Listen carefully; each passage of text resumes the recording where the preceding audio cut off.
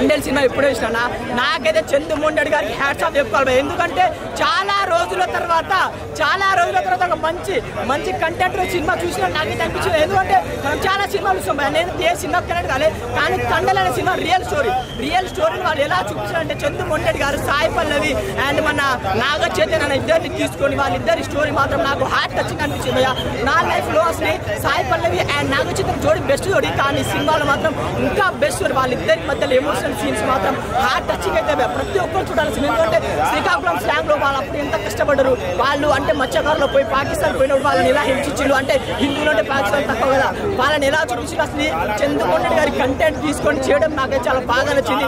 And ఇలాంటి cinema చిన్న నుంచి పెద్దలకు అందరూ చూడాలా.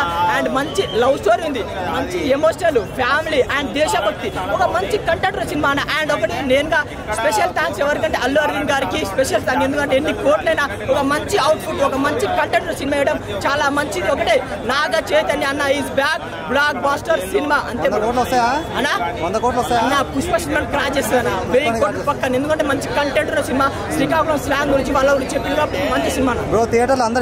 అరే అన్న ప్రతి ఒక్కరు చెప్తున్నా, థియేటర్ నేను ఉన్నా 1000 మంది ఏడ్చిండు.